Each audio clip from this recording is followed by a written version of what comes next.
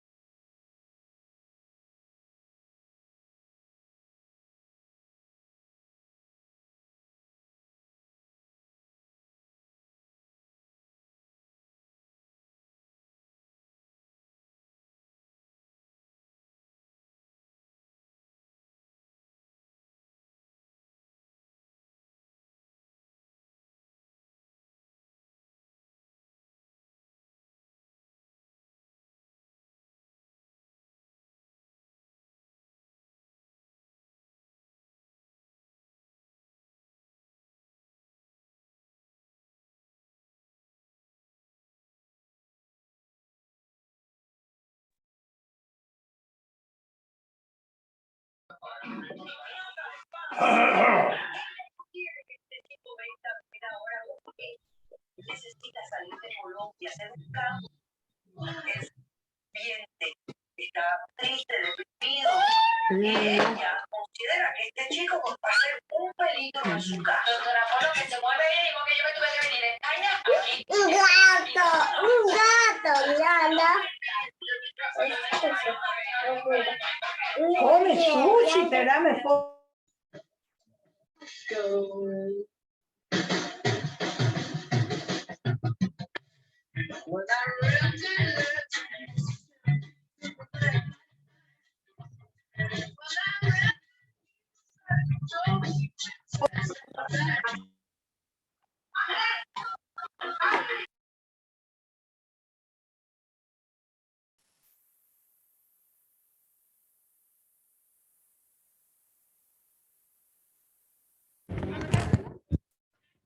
¿Aló? Sí, ahí se escucha. Debería...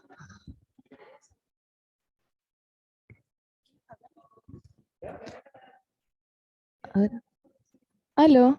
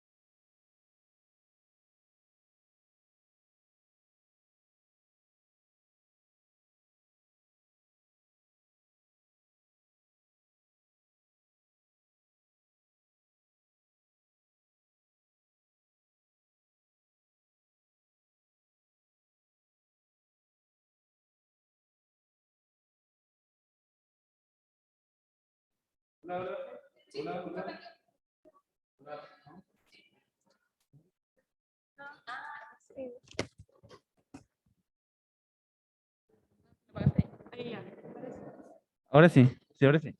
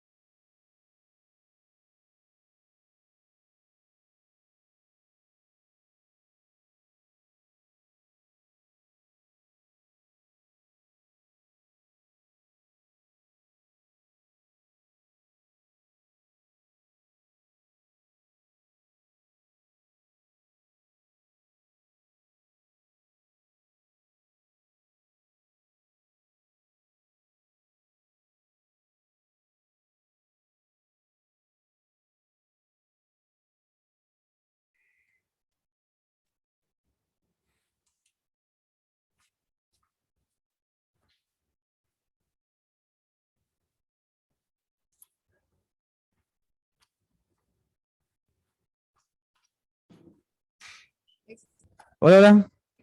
Ya. Buenas tardes, buenas noches. Eh, Les damos bienvenido a una nueva clase de la Escuela Sindical. Antes de proceder a pasarle a las personas que están encargadas de realizar la clase, quería comentar algunos aspectos re- respecto a las evaluaciones del semestre. Ah, se asustaron. No, mentira. Como les comentamos en la primera clase, para acceder a los certificados que entrega la escuela sindical es necesario cumplir con ciertos requisitos a lo largo del semestre. El principal es asistir a clase, ¿ya? Hay que asistir al menos a 12 de las 15 clases, tanto puede ser online o puede ser presencial. Y las faltas que ustedes crean que sea necesaria justificarla, también lo pueden hacer mediante correo o acercándose a alguna de las o el coordinador de la escuela, ¿ya? En cuanto a las evaluaciones, les quería comentar que la semana del 24 de mayo, o sea, la clase del 24 de mayo, vamos a pasar unas instrucciones para realizar un trabajo en grupo, ¿ya? No les voy a explicar ahora mismo porque tampoco tenemos toda la claridad respecto a cómo se va a desarrollar. Sin embargo, a priori el trabajo va a ser de grupo T5, ¿ya?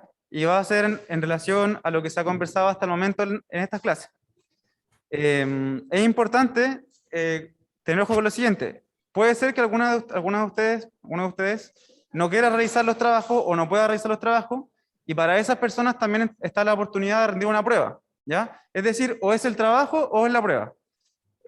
Nosotros como unidad pedagógica preferimos que por supuesto realicen el trabajo porque creemos que es una oportunidad mucho más integral de aprender y de desarrollarse y comunicarse con el resto de las y los compañeros, pero en caso de que no puedan va a estar la prueba, ¿ya? El trabajo va a ser desde el 24 de mayo hasta el 3 de junio, va a ser como una semana y media, de 5 personas que lo vamos a decir nosotros grupo, y en los casos de que los grupos no se logren conformar, porque hay gente que no está viniendo a clases, porque hay gente que no quiere hacer el trabajo, nos tienen que avisar para reagruparlos, ¿ya? Pero eso va a ser en su momento, solamente le estoy comentando para que se haga la idea. Y el examen final del curso va a ser ya la última semana de clase, es decir, la semana del 14 de julio, si no me equivoco, para que lo tengan en consideración, ¿ya? Lo más importante, reitero, es que vengan a clase, ¿sí? El resto de las cosas se pueden ir viendo con el tiempo. Pero eso era el aviso que tenía que dar unidad pedagógica para que lo tengan en consideración y lo puedan anotar, por favor.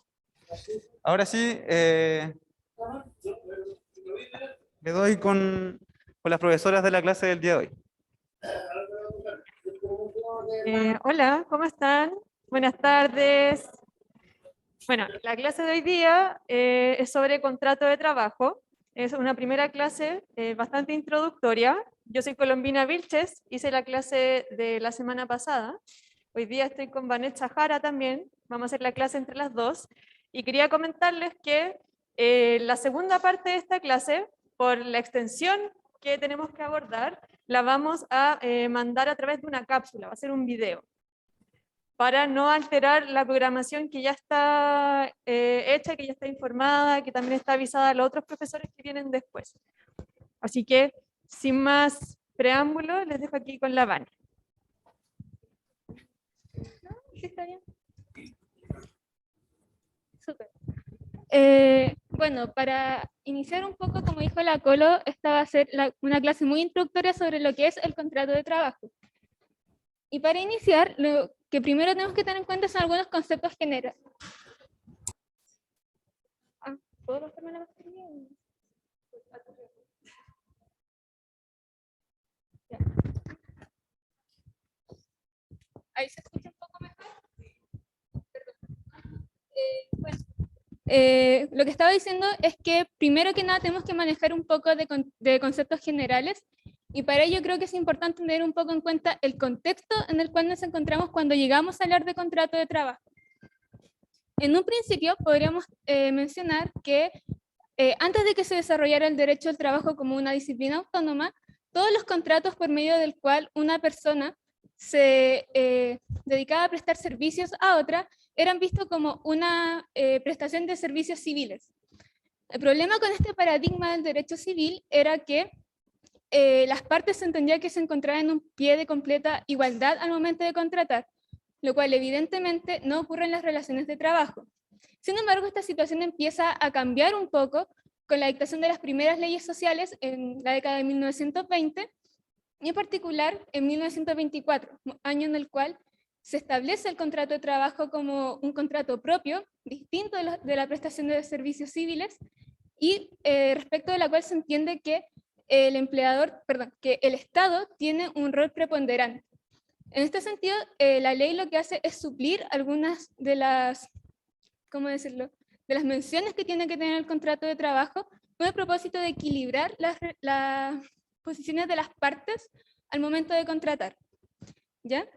De este modo, el derecho del trabajo, con un rol eminentemente protector de las y los trabajadores, lo que hace es partir de la base de la relación laboral como tal, es decir, aquella en la que tiene lugar entre dos sujetos. Por un lado, el trabajador y por otro lado, el empleador.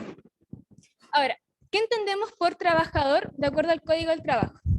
En el artículo 3, letra B del Código del Trabajo, se establece que es trabajador toda persona natural que preste servicios personales, intelectuales o materiales, bajo dependencia o subordinación y en virtud de un contrato de trabajo.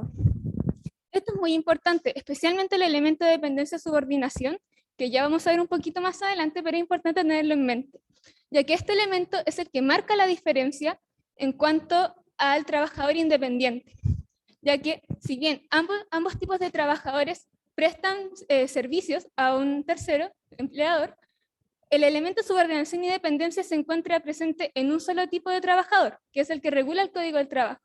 El trabajador independiente no está sujeto a este vínculo de subordinación o dependencia. Por otro lado, el empleador está definido en el artículo 3, letra A del Código del Trabajo, y se entiende como toda persona natural o jurídica que utiliza los servicios intelectuales o materiales de una o más personas en virtud de un contrato de trabajo. Y esto es muy importante porque aquí aparece una diferencia fundamental respecto del trabajador y el empleador. El trabajador, por su parte, puede ser solamente una persona natural, una persona de carne y hueso como todos los que estamos aquí presentes. Pero el empleador puede ser tanto una persona natural o jurídica. Puede ser una sociedad, puede ser también una persona común y corriente, eso depende mucho. Pero el trabajador siempre va a ser una persona natural. Adicionalmente, mencionar que el trabajador siempre tiene que ser una persona capaz. La regla de capacidad en el Código del Trabajo es que puede ser parte en el contrato de trabajo como trabajador toda persona mayor de 18 años.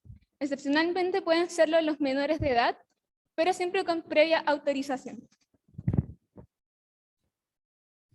Respecto del ámbito de aplicación del Código del Trabajo, ¿sí? Entre 15 y 18 años pueden trabajar con autorización. Sí, entre 15 y 18 años, menores de edad. ¿Sí? Ya. ¿Alguna otra pregunta por ahora? Cuenta con menor de edad. ¿Sí? Respecto del ámbito de aplicación del Código del Trabajo, se establece que las relaciones laborales entre empleadores y trabajadores se regulan por el Código del Trabajo y sus leyes complementarias. Hablamos básicamente de los trabajadores que se desempeñan en el sector privado, ya que, como dice el mismo Código del Trabajo, hay algunos trabajadores que se encuentran excluidos de su ámbito de aplicación. Por ejemplo, los funcionarios de la Administración del Estado, el Congreso Nacional y el Poder Judicial. Y del mismo modo, los trabajadores de empresas e instituciones del Estado o de aquellas en que éste tenga aportes, participación o representación, siempre que dichos funcionarios o trabajadores se encuentren sometidos por ley a un estatuto especial. Generalmente, como un ejemplo, como brevemente, el estatuto municipal podría ser, entre muchos otros. Ahora, como dijimos, la regla general es que todos los trabajadores se encuentran sujetos al Código del Trabajo. La excepción vendrían siendo los funcionarios públicos. Y adicionalmente hay una contraexcepción, ya que en todo aquello que estos cuerpos especiales que rigen a los funcionarios públicos no contemplen, se va a aplicar supletoriamente el Código del Trabajo. ¿Sí?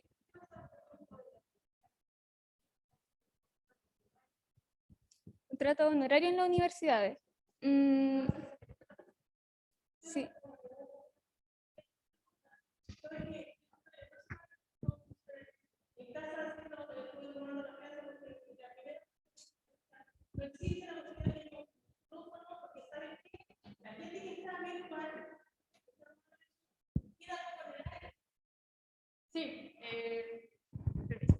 Sí, lo que pasa es que en esta clase acá hay dos preguntas. Una primera cosa es tener un micrófono para que los participantes de la clase presencial se puedan escuchar y los que están por Zoom puedan saber qué se está diciendo acá en la clase. Sí, teníamos pensado porque se supone que las salas cuentan con un micrófono de mano, pero ahora lo probamos y no funciona. Entonces lo que vamos a ir haciendo es ir repitiendo las consultas para que los que están en Zoom puedan escuchar la pregunta. Sí, diga.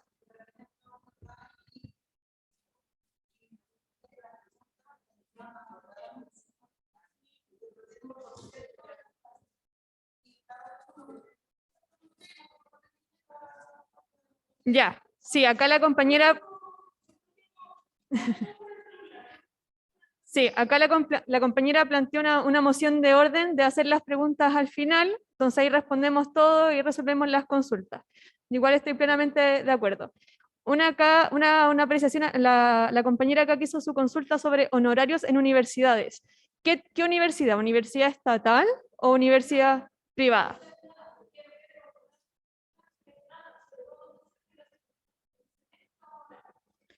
Claro, lo que pasa ahí, mire, yo en específico no sé si las universidades privadas se rigen, tienen alguna ley especial, aparte de lo que establezca, no, pero quizá hay alguna norma por ahí que pueda aplicar. En caso contrario, lo que yo estimaría, según lo que usted plantea, que para los que están en Zoom, que sobre honorarios en universidades privadas, se plantea así, porque lo que quiere la universidad es más bien la situación de los profesores taxi. Eso es lo que hacen. O sea, como no quieren tener un cuerpo docente estable, que por tanto implique tener que hacer contrato y todas las limitaciones que entrega el Código del Trabajo, o sea, u obligaciones que le impone al empleador, lo que hacen es tener estos contratos semestrales. Y eso les permite tener flexibilidad en cómo arman sus planteles. Más bien es eso. Claramente un profesor universitario podría reclamar relación laboral, eventualmente, pero ahí habría que intentar analizar si se dan los requisitos o no de una relación laboral, que son las cosas que vamos a ver siguiendo esta clase. Bueno, ¿en qué habíamos quedado? El ámbito de aplicación. Ah, cierto. Creo que hemos terminado esta diapositiva. La que viene. Bueno, entonces, habiendo dicho todo lo anterior, ¿qué es un contrato de trabajo? El contrato de trabajo se define en el artículo 7 del Código del Trabajo como una convención por la cual el empleador y el trabajador se obligan recíprocamente a prestar servicios personales bajo dependencia y subordinación del primero, y aquel a pagar por estos servicios una remuneración determinada. De esta definición que nos entrega el Código del Trabajo, podemos encontrar las características del mismo.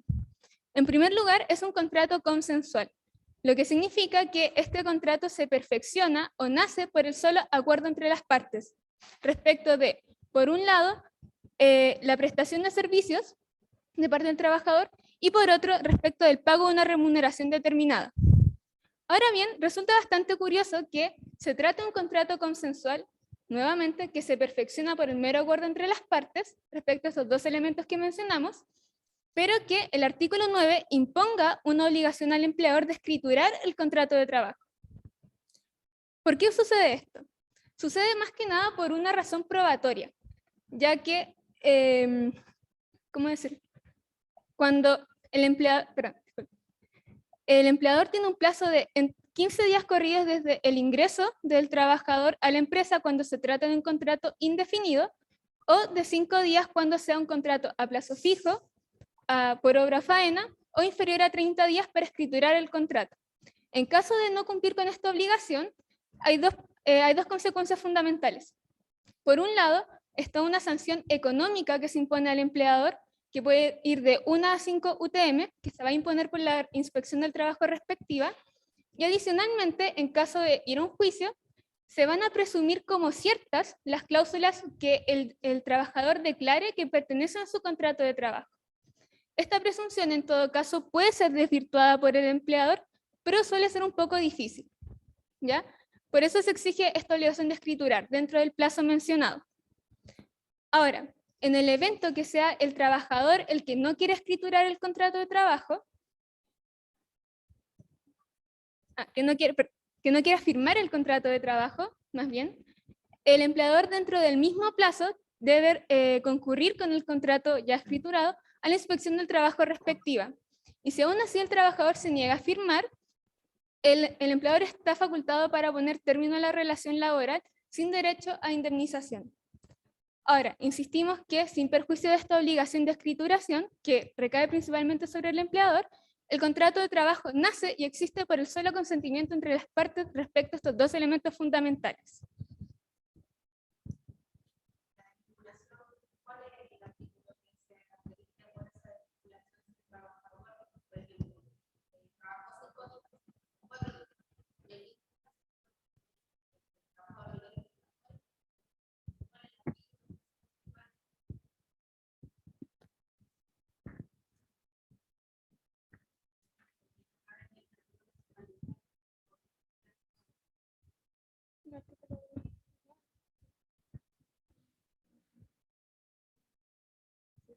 Si no me equivoco, acá la compañera preguntó por cuál artículo te despiden en el caso que tú no quieras firmar el contrato. Si no me equivoco, lo que leí era que por alguna de las causales del artículo 159. Podría ser, por ejemplo, el no cumplimiento de las obligaciones o algo así. Pero lo que lo faculta a eso es el artículo 9. En específico es el artículo que dice que el trabajador será despedido. Y lo que me gustaría agregar a lo que decía Vanessa es que el trabajador, o sea, esto de no recibir indemnización es salvo que el trabajador pruebe que el contrato que presentó el empleador en la inspección del trabajo no corresponde a las condiciones que pactaron las partes. Entonces, las medidas al trabajador se podría oponer por eso, y ahí ya entraríamos en algún tipo de despido y procederían otras indemnizaciones, etc. Ahí sí habrían indemnizaciones. ¿Había una consulta?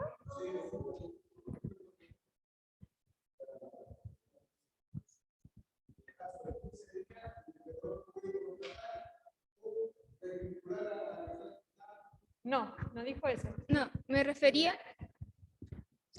a que desde que como que nace el contrato de trabajo por el consentimiento entre las partes, hay un plazo de 15 días o de 5, dependiendo del tipo de contrato, para escriturarlo.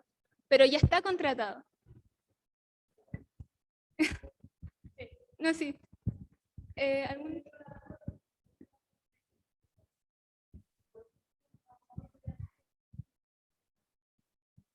Aviso previo.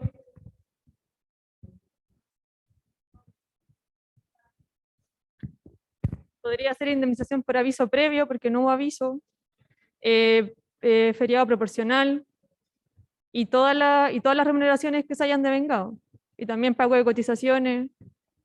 O sea, si esa persona trabajó, o sea, ingresó al trabajo en ese periodo en el que el empleador, o sea, en este periodo en el que el empleador escritura el contrato, le dice al trabajador que lo firme, el trabajador no firma, hay un periodo ahí en que ese trabajador pudo haber trabajado. Y si trabajó efectivamente, ahí proceden, habría que ver siempre si es que qué días trabajó, etcétera, y hacer ahí los cálculos correspondientes, pero podrían haber indemnización.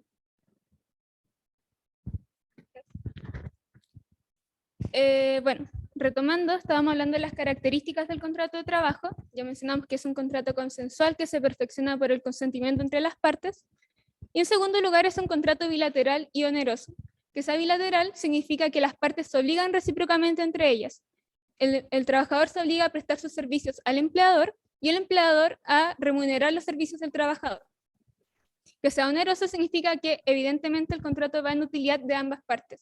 El trabajador recibe la remuneración y el empleador se queda con los frutos del trabajo del trabajador. En tercer lugar tenemos que es un contrato...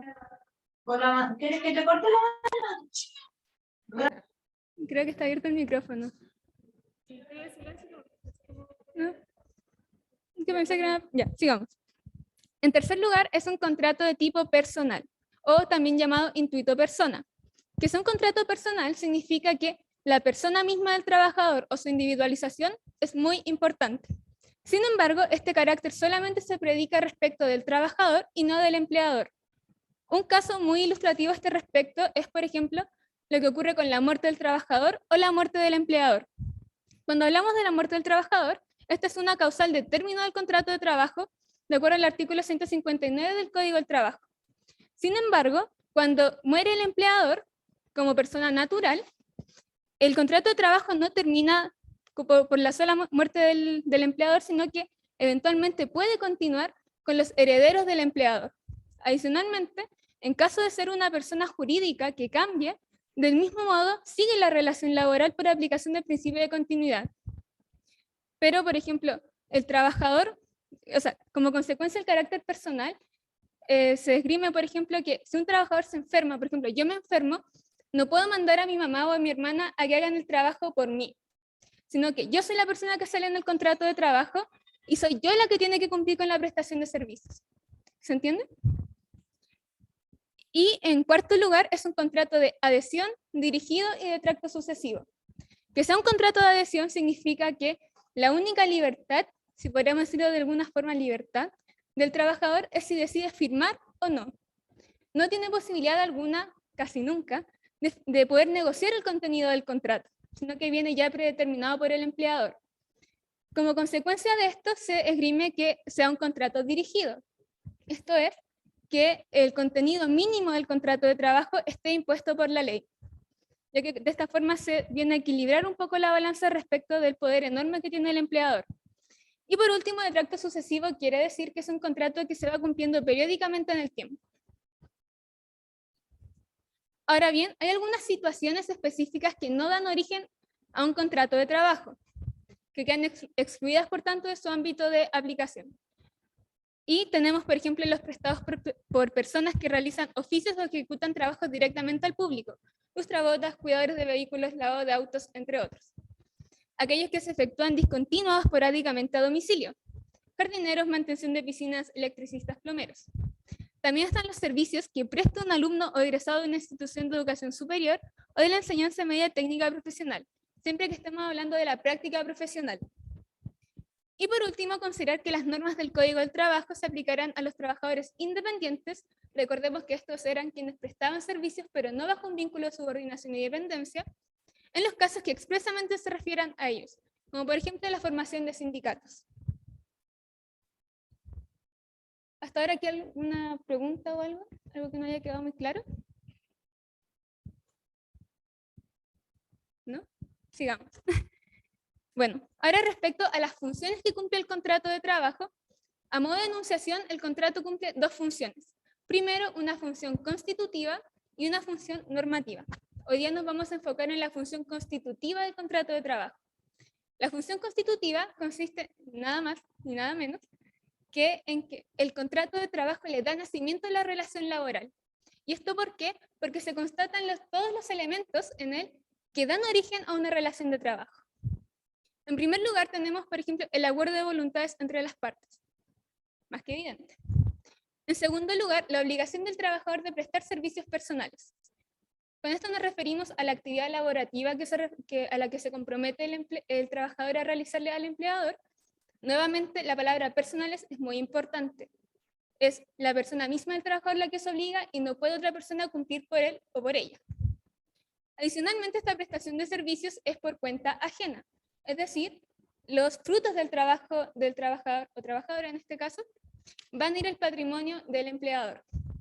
También mencionar respecto a la prestación de servicios que puede haber más de una función en el contrato de trabajo, lo que se conoce como polifuncionalidad. No nos vamos a detener mucho en esto, solo mencionar que en tales casos debe estar expresamente detallado en el contrato de trabajo cuáles son las funciones que debe cumplir el trabajador. ¿Ya? Y en tercer lugar tenemos la obligación del empleador de pagar una remuneración determinada. Tampoco nos vamos a detener mucho en qué es remuneración porque hay una clase sobre eso, pero solo mencionar que la remuneración debe estar detallada en el contrato de trabajo, con todos los elementos que van a formar parte de ella. Y por último, el elemento más importante de la relación de trabajo que la distingue de otras relaciones civiles es la subordinación o dependencia. Ya, Ahora vamos a ahondar un poco en el concepto de subordinación y dependencia, que va a ser como lo más fuerte de esta clase.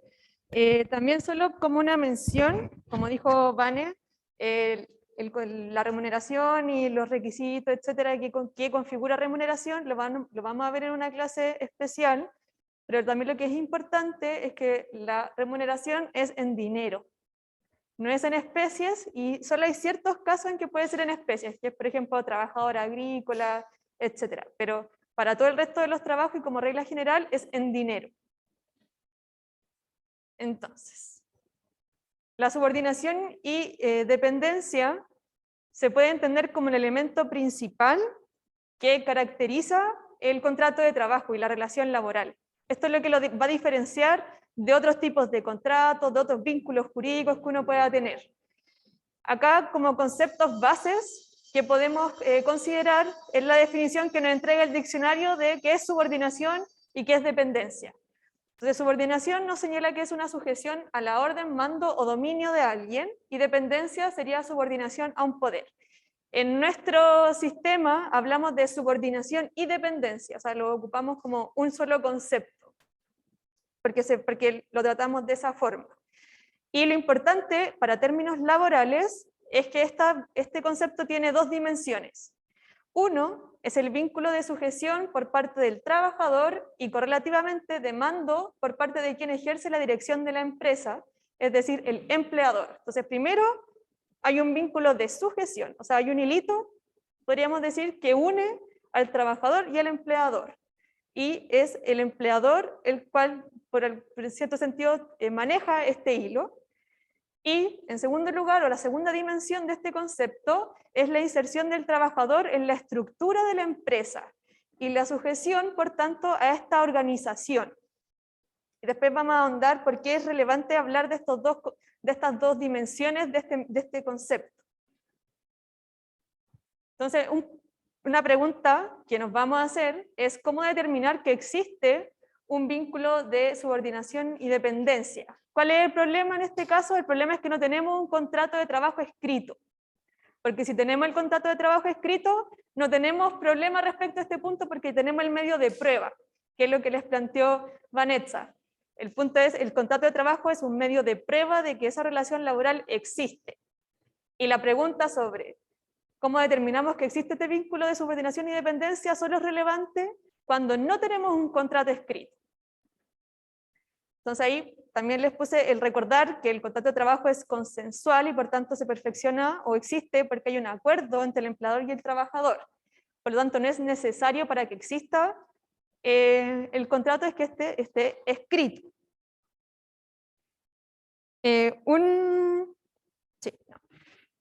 Y a partir de esto, para determinar cómo o cuándo hay subordinación y dependencia, se plantea que hay indicios de laboralidad. Y les quería poner el concepto porque si lo leen en alguna parte para que digan, ah, ya, sé lo que es, porque puede sonar medio raro. ¿Qué es un indicio? Es un elemento externo que nos va a demostrar la existencia de algo, en este caso, de la relación laboral. No es necesario que se presente una cantidad determinada de estos indicios. Inclusive podría ser uno, en la medida que sea suficiente.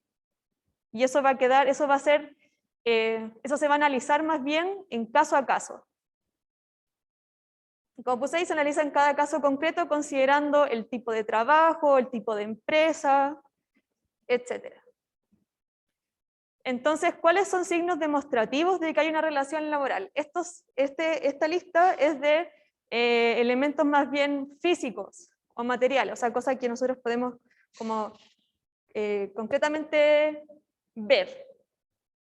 Y estos también, después vamos a hablar un poco más sobre como su concepto. Pero primero, dedicar un espacio de tiempo significativo. Y esto se refiere a que la jornada de trabajo implica que el trabajador o trabajadora está disponible, o su tiempo está a disponibilidad de la empresa, no para sí mismo. Entonces, eso es lo que quiere decir la jornada. Entonces, en la medida que ustedes estén trabajando y estén disponibles para la empresa, no para ustedes, eso es un indicio de que hay una relación laboral. En este mismo sentido, el que existan horarios y días de trabajo determinados que son obligatorios y que tienen cierta continuidad en el tiempo. También la obligación de asistir a la empresa o tener que ejecutar las funciones en la empresa. También que exista un control de asistencia, por ejemplo, o cualquier tipo de control sobre su asistencia. También la obligación para el trabajador o la trabajadora de asumir la carga de trabajo sin que pueda negarse a hacer ese trabajo. También que el trabajo se realice bajo pautas de dirección u organización que imparte el empleador, el deber de someterse a las reglas del ordenamiento interno de la empresa, que usualmente están en el reglamento interno, y otros signos, por ejemplo, sería el uso de un uniforme institucional, o sea, todas las imágenes corporativas, todo lo que diga, sí, este trabajador pertenece a esta empresa, sí.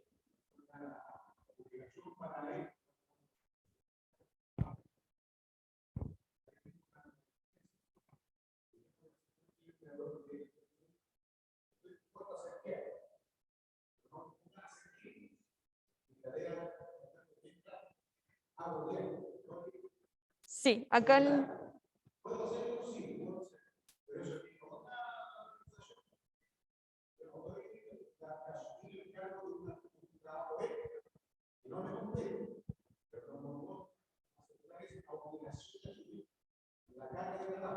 sí, acá un compañero en la sala planteó que no está la obligación de asumir cualquier trabajo, sino que está delimitado por el contrato de trabajo. Y totalmente de acuerdo, eso es cierto.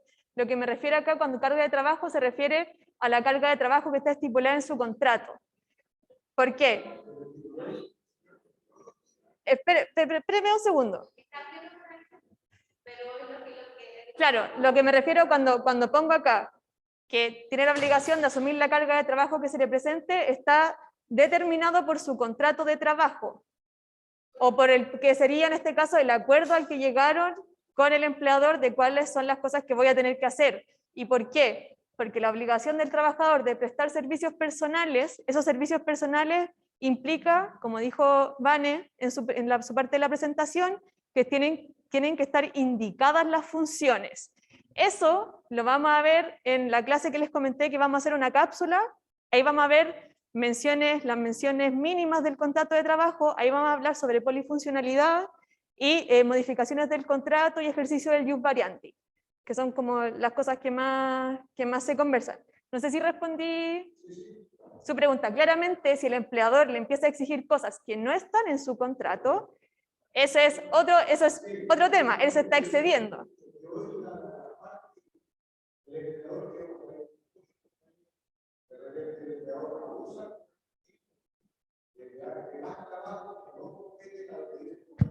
Sí.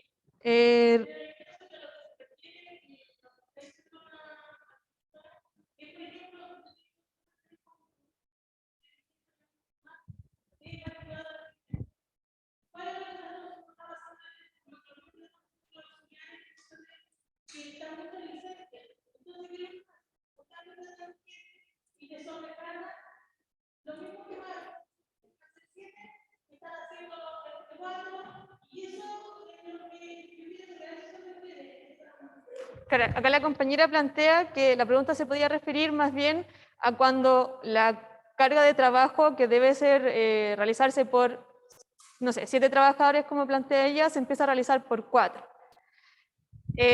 O sea, sí, eso hay un tema más bien ahí de el nivel de organización de la empresa, porque claramente el empleador lo que debería hacer es contratar un reemplazo, etcétera, y no sobreexplotar. El punto sería, en este caso, que el empleador respete los términos de su contrato. Por ejemplo, si le exige ejercer funciones que no están en su contrato, eso no lo puede hacer. Esos serían los límites. Y también todos los límites sobre protección de su salud, etcétera. O sea, que son como las otras cosas que resguarda. Hay 5 personas haciendo lo mismo, pero hay 3 por licencia y esos hombres que Sí, eso fue lo que comenté. Sí, pero esto no se refiere, cuando hablo del concepto de carga de trabajo, no me no me refiero a la cantidad de trabajo, sino me refiero al encargo del trabajo. O sea, lo que yo le estoy exigiendo.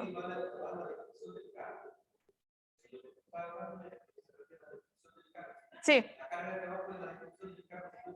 Y en concreto lo que me refiero es que el empleador, por ejemplo, si una es secretaria y el empleador te pide que le imprimas y le entregues ciertos formularios, tú no puedes negarte a imprimir y entregarle esos formularios. Eso es lo que me estoy refiriendo en específico. Y otros indicios, a ver, son indicios que están relacionados con la función. Y por eso hablo después vamos a ahondar un poco más en esto. Pero primer indicio es la inserción del trabajador o trabajadora dentro de la organización y dirección del empleador. ¿Y por qué? ¿Qué me refiero con esto? Que el trabajador ocupa una posición en esa empresa y tiene una función en ese organizador. Y el empleador realiza actos de coordinación y control de ese trabajador o trabajadora.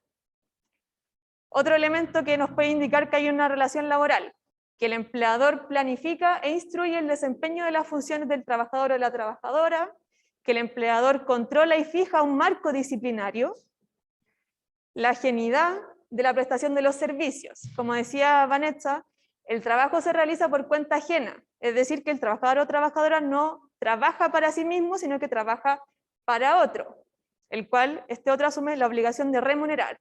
¿Y qué implica eso? Que el que asume los riesgos de esa actividad productiva es el empleador, no ustedes. Entonces, en la medida que uno pueda determinar que ese trabajo le es ajeno a ustedes, es también un indicio de que hay una relación laboral. Y el tema de la exclusividad en la prestación de los servicios. O sea, que ustedes trabajen en un lugar o en una empresa y no en otra. ¿Y por qué hago esta distinción entre la noción física y la noción funcional? Porque la noción física corresponde a los indicios que tradicionalmente se han ocupado para entender que existe una relación laboral. Pero ¿qué pasa con las nuevas formas de trabajo? O sea, por ejemplo, teletrabajo, los trabajadores de plataformas, y todos estos trabajos en los que no les llaman a ustedes trabajadores, sino que les llaman colaboradores, y que lo intentan poner como en un pie como de, no sé, pues de buena onda con el empleador, y como que acá todos colaboramos con esto llamado empresa. Entonces, ¿qué pasa? Acá entran a jugar o son relevantes los conceptos de la noción funcional, que tienen que ver con la organización de la empresa y el rol que juega el empleador y el trabajador en esa empresa. Entonces, por eso aquí entramos en el siguiente tema, que sería la subordinación y dependencia en las economías colaborativas, que serían en general todas las formas de trabajo de este siglo XXI. ¿Y cuáles son los problemas que uno ve? Que los mencionábamos antes cuando planteamos que es una forma de trabajar que es distinta a la forma tradicional de la empresa fordista. Primero, que no hay necesariamente un lugar de trabajo determinado, no necesariamente van a haber direcciones por parte de un superior, no necesariamente va a haber supervigilancia en los sentidos, esto me lo refiero en el sentido tradicional. O sea, no necesariamente va a haber una hojita de control de asistencia, o que yo tenga que marcar como con un botón así, ya, llegué, me fui. No necesariamente va a ser así. Y otra pregunta relevante, bueno, ¿de quién es el riesgo del negocio? ¿Y por qué nos planteamos esto? Yo creo que el ejemplo claro son las aplicaciones como Uber, Cabify, Pedido Ya. ¿Alguien sabe y por qué sería relevante esos casos? Porque la forma en que ellos se plantean su modelo de negocios es en que ellos ponen una plataforma que conecta gente. Eso ellos entienden que es su modelo de negocio. O sea, conecto gente que necesita algo con gente que puede hacer ese algo. Y eso es todo lo que yo hago y simplemente no me comprometo a nada más y por tanto no debería cumplir con normas laborales. Acá una prevención igual que se aprobó y empieza a regir en septiembre la ley de trabajadores de plataformas digitales, que eso los van a ver, ya conversé y ya lo van a ver, si no me equivoco, es la última clase. que es una ley que empieza a regir en septiembre y que sí entrega un marco de protección. Ahora hay que ver cómo es ese marco de protección, qué tanta protección hay y todos los problemas que puedan salir de ahí. Pero sí, un poquito antes para ir terminando. Entonces, cuando no tenemos ese tipo de leyes que regulan el trabajo de plataformas, ¿hay relación laboral? ¿Cómo puedo saber si hay relación laboral? ¿Cómo estos indicios que veíamos antes de la noción física o de la noción funcional aplicarían en estos casos? Entonces, primero, criterios que se han utilizado para entender que hay relación laboral. Uno, que el conductor o la función que sea, rider o como le llamen, que va a ser trabajador, es parte esencial del negocio de la empresa. O sea, no hay empresa si no está esa persona ejerciendo esa función. O sea, la empresa desaparece. Si Uber no tiene conductores, no existe Uber. Segundo, que exista algún tipo de proceso de selección o de postulación. Otro elemento que no puse acá, que las capacitaciones. A muchos le hacen algún tipo de inducción básica sobre el funcionamiento de la plataforma, sobre etcétera. También la transmisión de instrucciones o directrices a través de sistemas digitales y automáticos, y eso se relaciona con que no hay direcciones por parte de un superior. Estamos hablando de un superior persona, superior jefe, persona de carne y hueso. Y claro, porque lo que estas empresas se aíslan, se toman de eso, o sea, de que no hay un supervisor, persona que esté dando instrucciones, pero sí existen instrucciones sobre cómo realizar el trabajo. Por ejemplo, en, ¿cómo se llama? Corner Shop, le exigen la polera con el loguito Corner Shop, le exigen entregar los pedidos con las bolsas que dicen Corner Shop. También le exigen cierto nivel o tipo de trato con las personas, etc. O sea, hay instrucciones sobre cómo realizar ese trabajo. Segundo, que la libertad de esa persona, porque lo que acá se plantea de parte de las plataformas, es que esa persona es más o menos, o más bien, es libre en determinar cuándo trabaja, cómo trabaja y por tanto determinar cuánto gana, pero cuando el cuánto ganas está determinado por cierto incentivo económico a pasar más tiempo conectado a la aplicación o aceptar todos los pedidos, no rechazar ninguno, hay una limitación a esa libertad, o sea, ese trabajador no tiene tanta capacidad de efectivamente determinar cuánto trabaja y cómo trabaja. Y por último, otro elemento relevante es la calificación de los servicios que hacen los clientes y cómo eso impacta en las remuneraciones que tiene este trabajador. Entonces estos son diversos elementos que nos van a indicar en esta perspectiva del trabajo actual, de las relaciones laborales actuales, nos pueden indicar que hay una relación laboral y no un vínculo de trabajador autónomo. Entonces acá había una pregunta. ¿Cuál? ¿Cuál de todos? Ya. ¿Sí?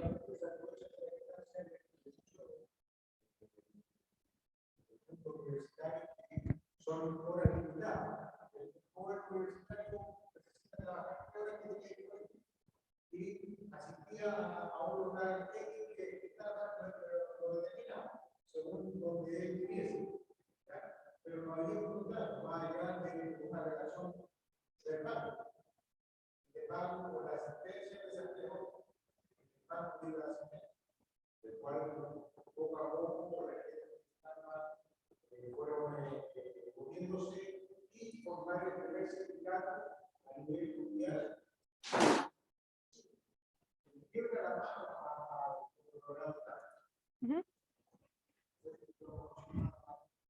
Sí, acá el trabajador plantea el caso de Starbucks. Claro, en el caso de Starbucks es una forma de trabajo moderna, en el sentido del ser colaboradores, que no son trabajadores, sino que son colaboradores y es el colaborador el que decide más o menos cuándo va a trabajar. Pero, en concreto, en la medida que exista algún tipo de control sobre la asistencia o que esa asistencia determina mi remuneración, o en la medida que acá, y claramente en el caso de Starbucks, hay una genuidad del trabajo, porque el trabajador no se ve beneficiado del desarrollo de una cafetería. No es el trabajador el que está interesado en desarrollar una cafetería. Entonces, por ese lado, yo entiendo que por ahí se resolvió el caso de los trabajadores de Starbucks. ¿Por acá había otra pregunta?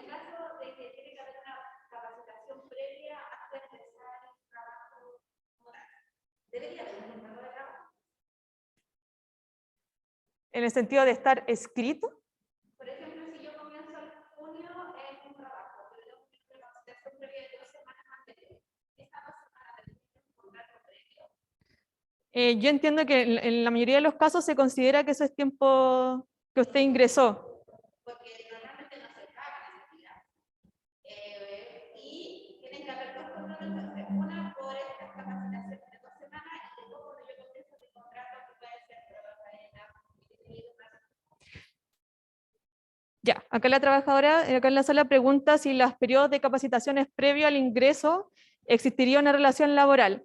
Ahí va a depender de las condiciones que se estén hablando.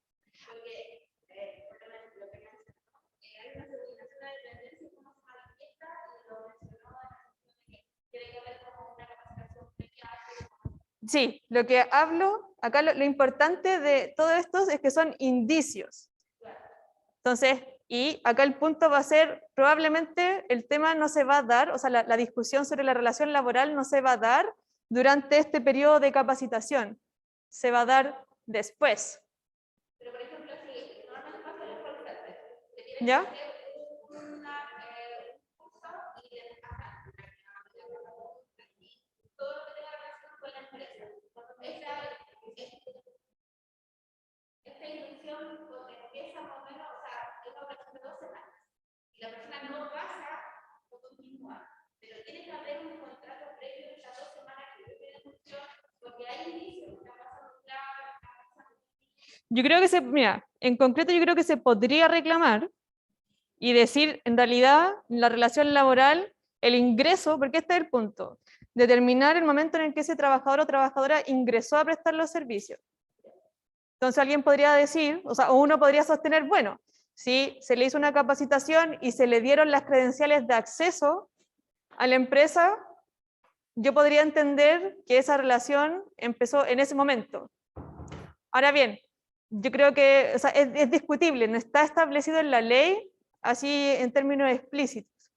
Yo creo que es discutible y eventualmente uno podría pelear la postura de que esa relación empezó en ese momento y no después, o sea, no después de la capacitación. Ahora bien, la empresa claramente va a decir no, porque el trabajo, o sea, la prestación de servicios personales empezó el día en que ese trabajador o trabajadora se sentó y empezó a contestar llamados. Sí, hay indicios. Entonces, de nuevo, como lo que más me interesa recalcar de este punto es que todos estos elementos que hemos visto sobre subordinación y dependencia, no es necesario que se den todos, porque va a depender del caso en concreto, y se pueden dar con diversos niveles de intensidad, porque las relaciones laborales son dinámicas y van cambiando.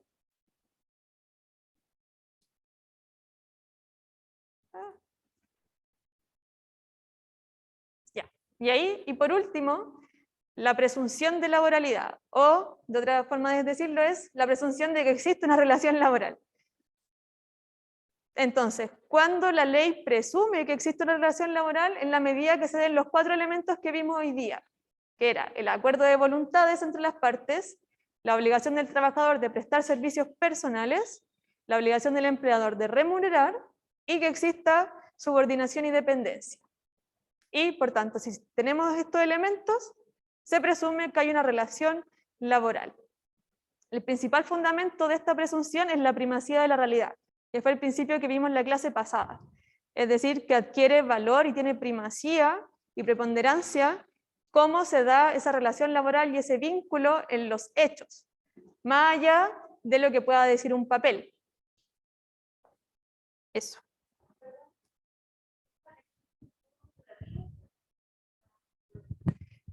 Estos 4 elementos tienen que darse todos a la vez. Sí, para que exista una relación laboral. Porque, por ejemplo, si no hay un acuerdo de voluntades, allá hay un acto que no es voluntario. Y no existe o no se permite en nuestro sistema el trabajo esclavo. Por ejemplo, si la obligación de trabajador no es sobre prestar servicios personales, si puede encargarle, por ejemplo, si yo puedo encargarle mi trabajo a la Vane, no es un contrato de trabajo porque no importa mi identidad. Si el empleador no está obligado a pagar una remuneración, también podríamos estar frente a trabajo esclavo. Y si no hay subordinación y dependencia, no estamos dentro del derecho del trabajo. Podríamos estar vinculados por otro tipo de contrato, por un contrato civil, como decía la Vane, un contrato de prestación de servicios civiles.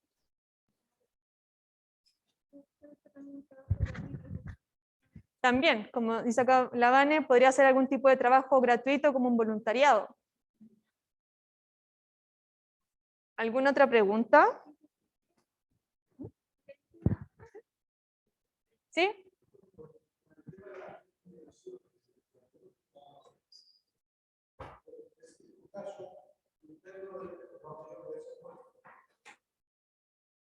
Si yo gano un subingreso, el joven que tiene un trato de la productiva, no participado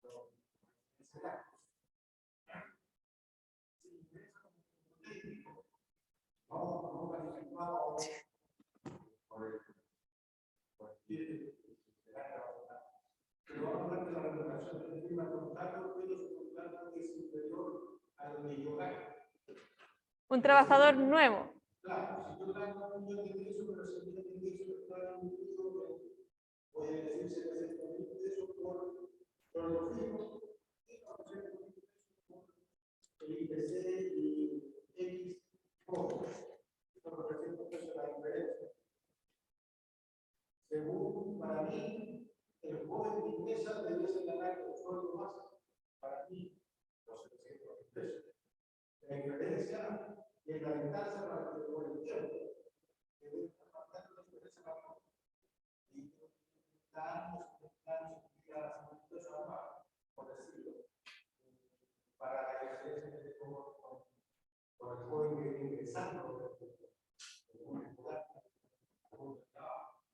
Pero ahí los empleadores abusan de ellos imponen su lógica de la cooperación. No la que debe ser para el mundo nuevo, que debe ser la base misma.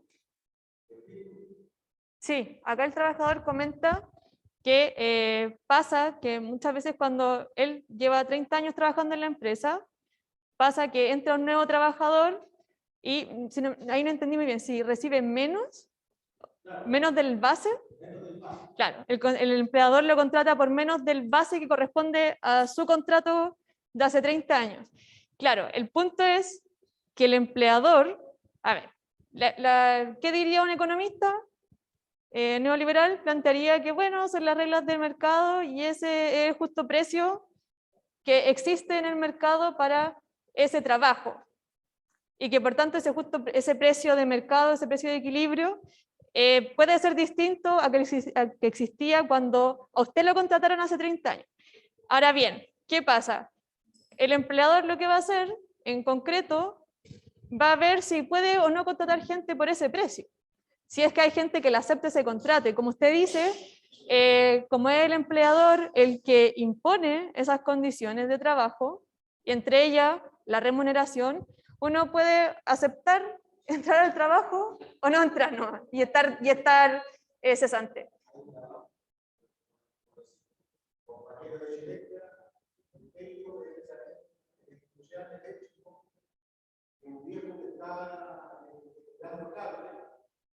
El ayudante de joven puede recibir lo mismo, ¿cierto? Por la necesidad, ¿cierto? ¿Por qué debe ganar menos si va a recibir la misma? Por ejemplo, yo puedo meter la mano a la prensa, y yo, el joven también por sacarme, se repara el carro, pierde la mano.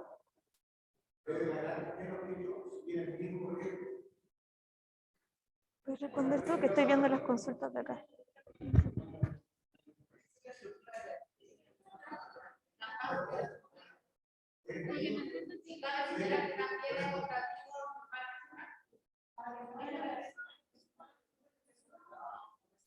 Ya.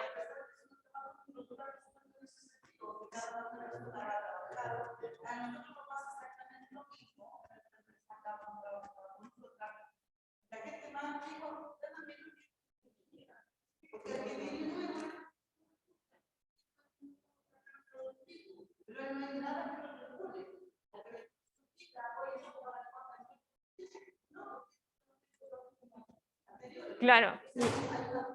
El único límite que establece la ley respecto al sueldo es que la jornada, el trabajo o el contrato indefinido tiene que estar establecido en el ingreso mínimo. Esa es la única base que establece la ley. Y sí, vamos a hacer, antes de seguir, vamos a responder algunas preguntas de los compañeros que están por Zoom. Entonces, Juan Soto, síndic, pregunta, respecto del retail, nosotros tenemos 35 funciones que tenemos que hacer, que podemos hacer para tener el principio de certeza y que no sea tan amplio. Después Norca plantea, complementando la pregunta del compañero Juan Soto, ¿se puede aceptar que incluyan nuevas funciones a las ya establecidas, dado que el contrato específicamente, bueno, señala que somos multifuncionales? ¿Tienen límite estas especificaciones? Claro, el punto, a ver, ¿cuál es la exigencia que hace la ley? Puede haber polifuncionalidad, pueden ser funciones complementarias o alternativas. O sea, que hago esto o hago esto otro, o son funciones que van de la mano. Lo que exige el código es que las funciones estén específicamente determinadas en el contrato, porque el punto es saber, el trabajador tiene que saber qué tiene que hacer. Entonces uno, dependiendo, claro, acá el caso uno ve 35 funciones. En términos formales, sí, habría que revisar ese contrato y ver si están correctamente determinadas. Eso se hizo, muchas empresas, yo me enteré que muchas empresas del retail lo hicieron cuando se hizo la reforma laboral, hace unos años atrás, por la cuestión de servicios mínimos y adecuaciones necesarias, que son como normas que aplican cuando hay huelga, se permitía, o la norma en realidad permite, que uno pueda hacer adecuaciones necesarias, pero está sujeta a que las funciones estén determinadas en el contrato. Entonces, claramente el incentivo para el empleador es poner todas las funciones. Ahora, ahí uno podría, uno podría señalar que, claro, están en el contrato, pero cuáles son las funciones que específicamente ha cumplido ese trabajador a lo largo del tiempo, porque probablemente no ha cumplido las 35 funciones. Entonces, por mucho, y eso, por ejemplo, podríamos ver la aplicación de la regla de conducta. ¿Se acuerdan cuando vimos el principio de primacía de la realidad? Hablábamos que la regla de conducta plantea que interpretar el contrato de la forma en que el contrato sea aplicado en concreto. Porque claramente uno podría argumentar, por ejemplo, que hay fraude a la ley. Lo estoy planteando en términos súper amplios, porque todo esto que yo estoy diciendo, si uno lo va a reclamar a un tribunal, lo tiene que probar. Pero, por ejemplo, hay indicios de eso. O sea, en la medida que yo en mi trabajo de las 35 funciones haya cumplido 10 y las otras 25 no la haya hecho nunca en 5 años, por ejemplo, ya ahí hay un indicio fuerte de que en realidad a mí no me contrataron para hacer esas otras 25. Para seguir contestando acá la pregunta de Norca, si se pueden aceptar que incluyan nuevas funciones a las ya establecidas, sí, se pueden hacer anexos de contrato, pero toda modificación tiene que cumplir los mismos requisitos del contrato de trabajo. En este caso tienen que estar correctamente descritas las funciones. Profesora. Sí, esperen. Ya, acá, acá en la sala. ¿Ya?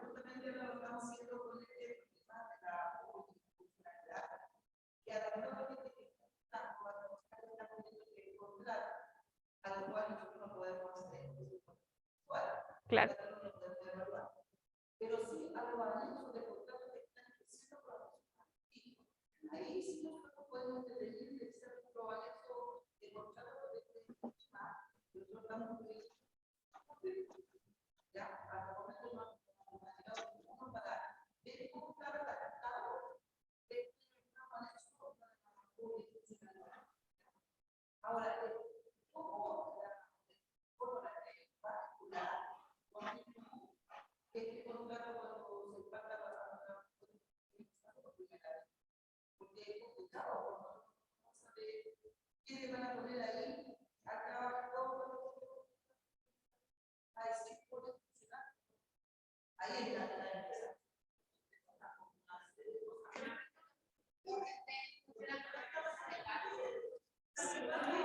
Sí, ya. ¿Alguna pregunta que sea similar a esa para responderlas todas de una? Profesora, Ya. profesora acá. A ver, acá la trabajadora. Sí, espérame un segundo en el Zoom. ¿Sé lo que vamos a hacer? Espérame un segundo. Ya. Se acabó. Que consulte que hay contratos que no especifican las funciones que cumple, lo ponen en general, pues, operario de producción, operario de bodega, pero de repente la persona entra como operario de producción y termina manejando una máquina. Y pasan los años y sigue con operario de producción. Entonces, vamos a responder las dos preguntas que hicieron acá. Primero, en el caso de cómo conocer el contenido del contrato de trabajo de las personas que están ingresando ahora. Y la polifuncionalidad, a ver, no hay, o sea, no hay ninguna facultad como expresa para ustedes. Ahora, ¿qué cosas se podrían hacer como en sentido más práctico? Por ejemplo, si ustedes tienen un sindicato, invitar a los trabajadores nuevos y generar migas como buena onda con ellos para ver esos contratos. También, ¿en qué medida se podría ver? En la medida que alguien denuncie algo a la inspección del trabajo y por tanto la inspección vaya a fiscalizar.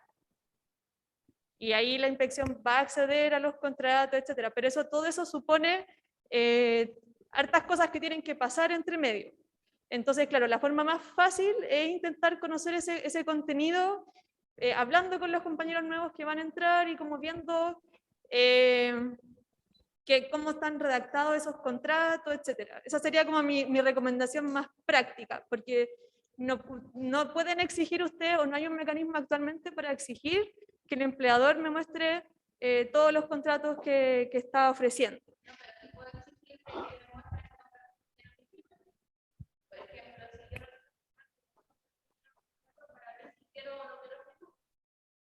Pero tú, como tu propio contrato.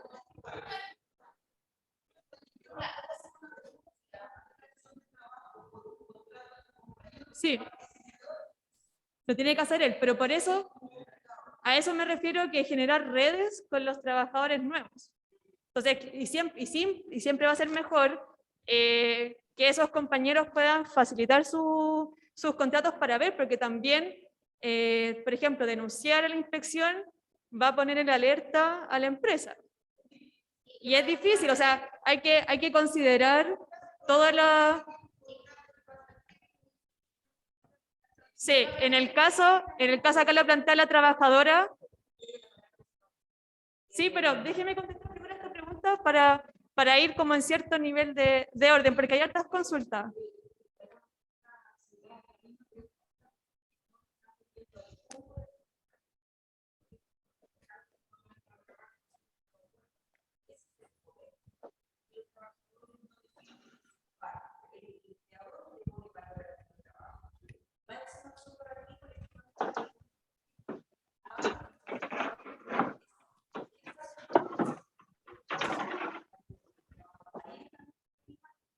Pero además de eso, cuando no comprendemos lo que es el mutuo acuerdo de las partes, ¿en qué posición estoy yo ahí? ¿Cierto? Entonces, cuando decimos, no, yo no puedo ir a defender el contrato de mi compañero, pero sí, por ley, la organización sindical puede ir colectivamente a pedir una revisión, ¿cierto?, de las condiciones laborales de la empresa. Y vamos fiscalizando los contratos, que es lo que está diciendo, si la polifuncionalidad no está autorizada. El multiroot se demanda en los tribunales. Entonces el empleador es abusado simplemente porque nosotros no estamos haciendo la parte del mutuo acuerdo como contraparte, ¿ya? Y le tenemos miedo a eso porque él nos dice, tengo 1000 afuera, sí, pero no tiene 1000 especializados, Y hay que empezar a empoderarse también de lo que uno es capaz de desarrollar al interior del trabajo. No amenaza con reemplazo, no amenaza con despido, pero igual no está contratando. Allá o acá, por menos, por más, da lo mismo. La organización sindical es la que equilibra la balanza en la negociación colectiva. Y eso se hace, ahí se mejoran todos los contratos, ahí estamos representando todos los contratos, a través de un colectivo, estamos representando todos los contratos individuales de nuestros compañeros y compañeras. La negociación colectiva es la balanza, ahí en la reajustabilidad está la clave, no en el término conflicto, y los beneficios eventuales son adornos del contrato colectivo y son beneficios que no impactan mensualmente en nuestro bolsillo. Ya, pero esperen un segundo. Un segundo. Para responderle a la compañera acá, el punto sería, en ese caso en específico, que la compañera acá preguntaba sobre cuando tu contrato dice X función, pero en la práctica tú estás desarrollando otra función. La pregunta sería, ¿vale la pena reclamar? O sea, lo digo como desde un punto de vista de un abogado. ¿Vale la pena reclamar en ese caso? ¿Y qué voy a reclamar? ¿Y cuál es el beneficio que me puede reportar ese reclamo?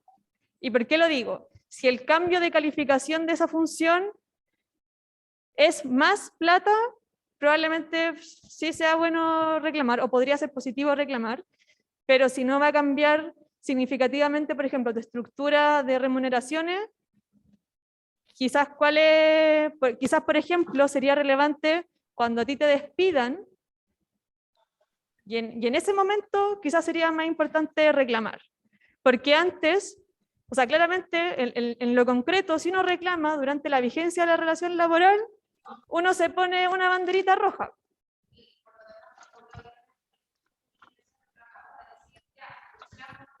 O sea, lo que hace, a ver, la inspección, claro, va a decir eso, pero su posibilidad siempre va a ser la multa.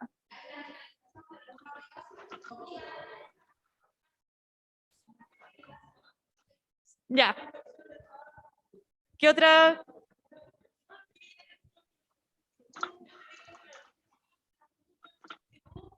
¿Por qué? Porque resulta que tú trabajas con diferentes empresas, nosotros cada 4 años nosotros tenemos que hacer licitaciones para las empresas que van ganando. Y yo te digo, si el gobierno acepta los multi-RU, imagínate, uno lo puede pelear como sindicalista, pero resulta que la empresa que a ti te está contratando y está contratando a miles de personas, ellos no hacen nada, no lo hace la inspección de trabajo, no lo hace el gobierno. Yo te digo, CUNAE en este momento está respetando los multi-RU y a la gente no le han pagado ni siquiera finiquitos de licitaciones de 8 años atrás.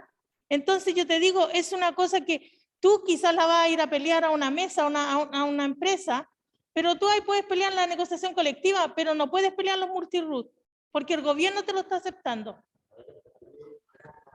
Ya, pero... Ya. Sí, al tiro voy. No, pero es para que escuchen los compañeros. Si quieres... Mira, en cuanto a lo que decía la compañera de las funciones nuevas que le daban y la estaba haciendo hace harto tiempo, es importante que el trabajador no acepte más funciones de las que están en su contrato de trabajo, porque el empleador que podría usar ahí la primacía de la realidad, decir, oye, ¿sabes qué? Esto lo estás haciendo siempre.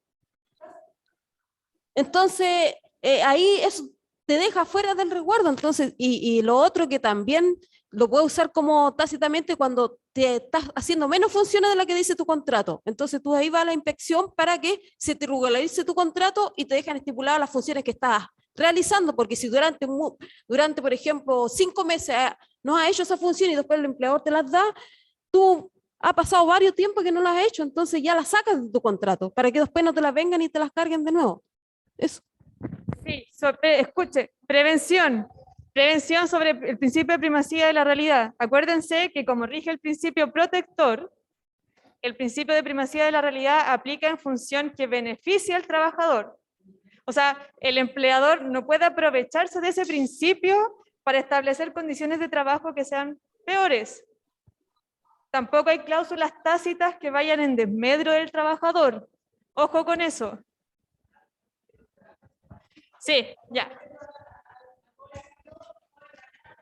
Vamos a hacer acá que el compañero pregunte. Sí, pues ya, a tanto rato que lo tenemos aquí. Ya, pero espéreme un segundo.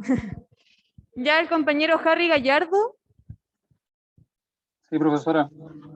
La verdad que más que una pregunta, me surge, digamos, una pequeña inquietud, porque la verdad que hemos escuchado la palabra trabajadores y la verdad que esto es como el cuento que nos han contado de que pertenecemos a la clase media. O sea, en este país no existe clase media. Y yo estoy como a punto de convencerme de que en este país básicamente ya van quedando muy pocos trabajadores, porque la verdad que me resuena más o me surge más la palabra esclavo. Cuando yo veo en Arica, por ejemplo, para el tema de la cosecha de la, ah, de la aceituna, o veo en el sur, ¿cierto?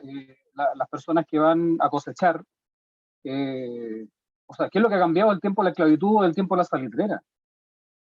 Y no es que quiera ser pesimista con los compañeros y las compañeras que están tanto en Zoom como en presencial, pero la verdad que cuando uno se da cuenta, yo que he tenido la oportunidad de trabajar con adictos, cuando el adicto se da cuenta de que es un alcohólico, que es un drogadicto, y tocó fondo, desde ahí comenzamos a ver nuestra propia realidad y nos dejamos de autoengañar.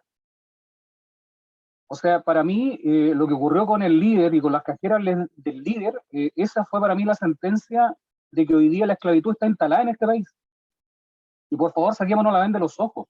Si los empresarios en este país, junto con los políticos, de la mano con los políticos, han hecho lo que han querido. O sea, ¿cómo es posible que una cajera hoy día ni siquiera se nombra como cajera, sino que puede estar en funciones y cumplir las funciones que el jefe de turno, ¿cierto?, necesite para mejorar su nivel de ingresos, porque ellos son, ¿cierto?, como los esclavos. O sea, si mejoran las ventas, ellos les van a pagar más, cosa que no ocurre con el resto, digamos, de los trabajadores, entre comillas. O sea, la cajera que murió en el líder y que lo vimos en las redes sociales porque ni siquiera en los noticiarios salió, eso ocurrió hace poco. Y yo no vi a nadie levantar una bandera, quemar un neumático y hacer algo por la compañera. Y no quiero instalar el pesimismo, pero yo creo que tenemos que ver la realidad para desde ahí comenzar a construir. La última esperanza que tenemos hoy día es por la convención. O de lo contrario, este país va a seguir estabilizándose en cuanto a la esclavitud que tiene con los trabajadores y los trabajadores de este país. Se hizo con el puerto. En el puerto existían, la gente estaba preparada y capacitada para una de las funciones, ahora son todos iguales, son todos operarios. Y todos reciben el mismo sueldo. Porque él hace cheque. Entonces, yo quiero rescatar y quiero agradecer a la Escuela Sindical y a la Universidad de Chile que nos permite poder estar actualizados con la información y poder mejorar las herramientas como para poder, digamos, ayudar y asesorar a nuestros compañeros y nuestras compañeras. Eso, profesora, más que nada una acotación que me aprieta la garganta. Sí, gracias por el comentario. Acá todavía en el chat hay unas preguntas. Una dice, si un trabajador termina su plazo fijo, ¿es obligatorio de la empresa avisarle que termina o se renueva? O si no avisa al trabajador, este se presenta asumiendo que se renueva su contrato. A ver, el contrato a plazo fijo se vuelve indefinido. Hay dos situaciones. Una, que el trabajador llega a trabajar y el empleador permita que trabaje. Lo que exige la ley es que exista conocimiento por parte del empleador de que esa persona está trabajando. Si ocurre eso, y por tanto ahí podríamos asumir que inclusive eso podría pasar si hay aviso.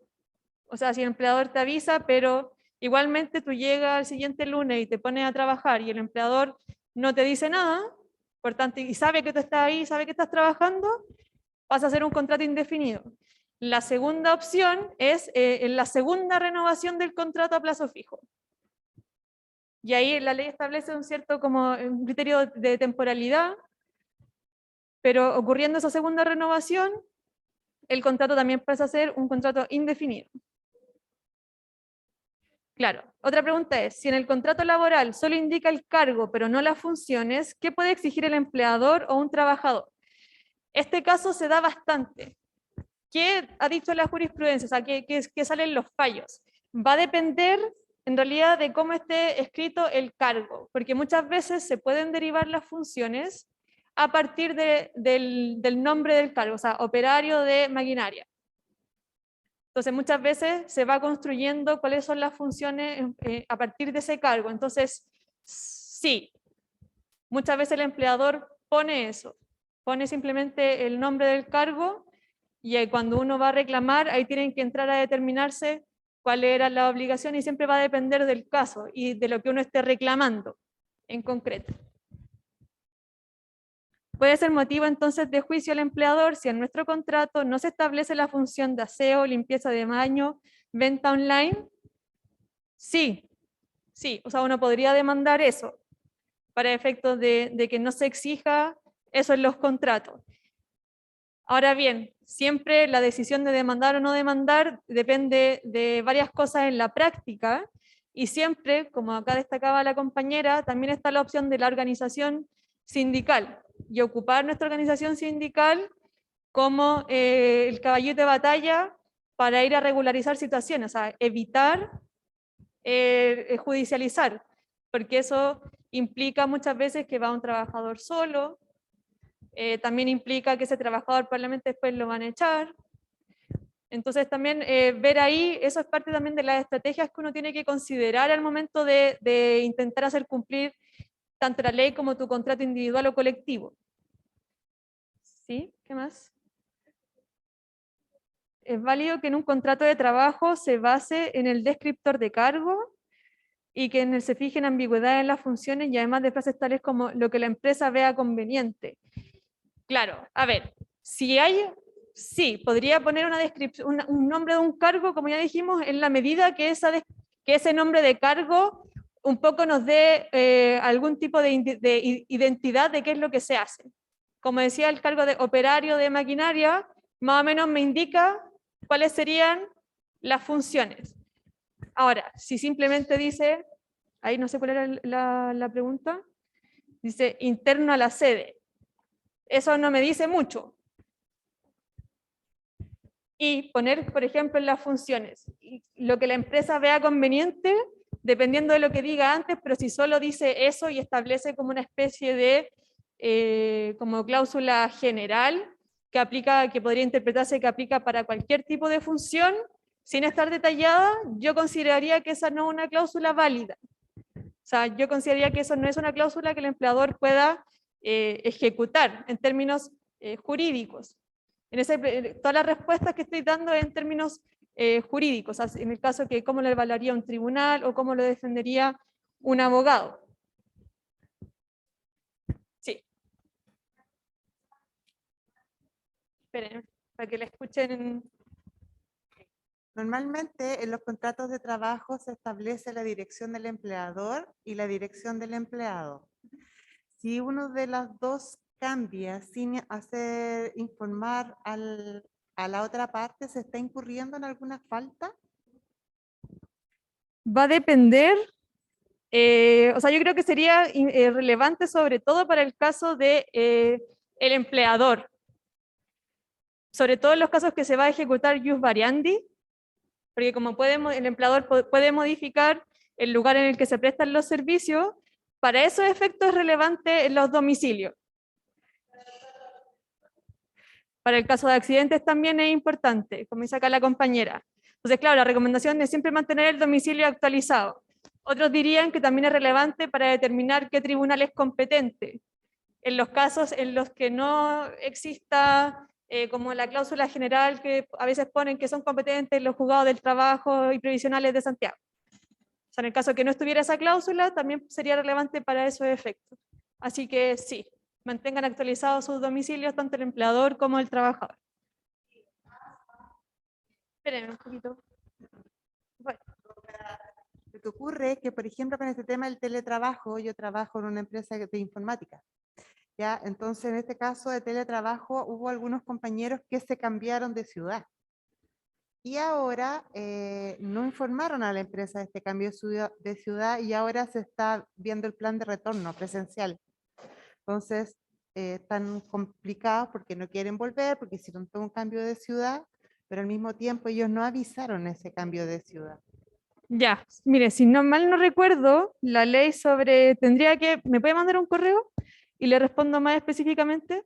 Ojalá mándelo con las fechas en las que se implementó el teletrabajo, porque está la ley del teletrabajo, entonces habría que ver cumplimiento de esa normativa, para responderle más específicamente su caso. Entonces mando un correo a, ¿cuál es nuestro correo de asesores? ¿Asesorías? Bueno, igual lo puede mandar al correo escuelasindical@gmail.com. Y de ahí lo reenvía, y ojalá lo más específico con las fechas en las que inició el teletrabajo. Sí.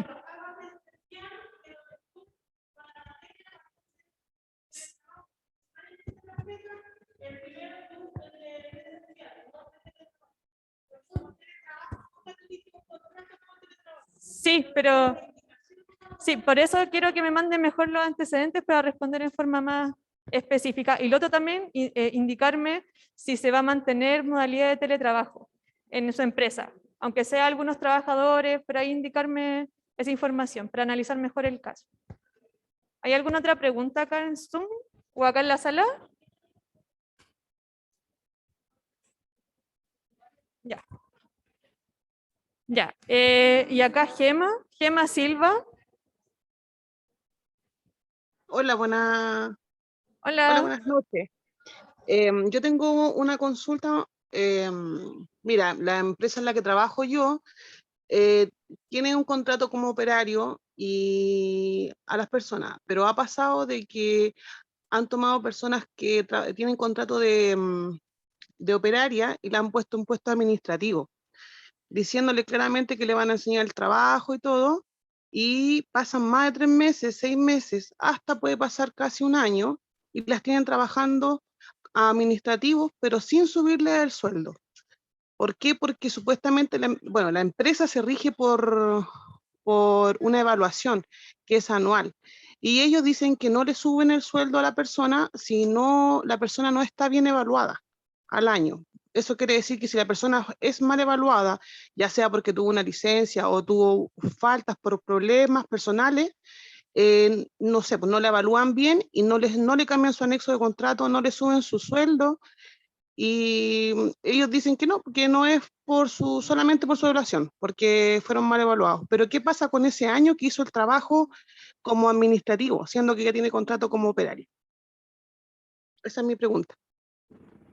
Sí, como pregunta adicional para Gema, ¿hay algún ítem de la remuneración que esté calculado como específicamente para los operarios? Que, por ejemplo, no se lo hayan pagado por haber ejercido labores como administrativos. No, a esta persona siempre le han pagado el sueldo como operario. Nunca le subieron el sueldo o le dieron un bono como, no sé, pues pagándole porque ella ejerció otro cargo por esos meses. Siempre se le pagó el mismo sueldo, y después, no sé, pues esta persona estuvo trabajando 8 meses, si no me equivoco, así como administrativo, sin un anexo de contrato. La evaluaron mal, y cuando ella pidió, le dijeron que no, pues el próximo año te vamos a evaluar bien para subirte el sueldo y todo, y cuando se acercaba la fecha, la despidieron. Y se aprovecharon un año del trabajo de esa persona. Ya, sí, o sea, ahí hay una causa que uno podría llevar a un tribunal, porque hay un tema con las funciones y con la remuneración asociada a eso. No te podría responder más en específico porque tendría que analizar el caso en concreto, pero ahí yo creo que hay algo que se podría reclamar, y sobre todo si la despidieron al final. Pues en función de esa como mala evaluación, y él no quería, y el estar llegando a este plazo que le habían dicho y que no se cumpliera lo que se había planteado. No, Entonces, incluso no sé, esto a ella le llegó ya, incluso esta persona fue despedida.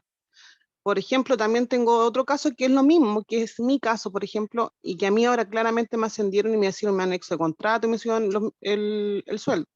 Pero yo estuve un año y medio esperando esto para que realmente llegara a que me ascendieran. Y claramente pasa con otros compañeros que claramente le prometen que van a ser ascendidos, pero ¿qué pasa cuando esas personas que le prometen ser ascendidas, pero no lo son porque, no sé, pues la evaluaron mal? Ese es el tema. sí, o sea, ahí el tema es ver si hay alguna posibilidad de demandar y ver qué cosas se podrían demandar. O sea, así como me lo planteas, yo necesito tener más información, entonces te recomiendo que nos mandes tu caso a asesorías, que puedes mandarlo, no me acuerdo el correo de asesorías, pero lo puedes mandar a escuelasindical@gmail.com y ahí lo reenvían a nosotros como asesores para darte una respuesta más específica. Ojalá que lo mandes con la mayor cantidad de antecedentes que tengas para poder darte como la orientación más específica que podamos dar. Ok. Sí, ya, estamos en la hora porque nos van a echar de la facultad a las 8:30, así que les pido por favor todas las consultas que no hayamos podido responder acá, la hagan llegar a los asesores. También recuerden que tenemos a los asesores todos los martes, un poquito antes de que empiece la clase, les pueden hacer las preguntas y cualquier duda, y en este caso como no me acuerdo del correo de asesorías, manden sus consultas de asesoría al correo escuelasindical@gmail.com. Eso. Muchas gracias. Que tengan una buena semana.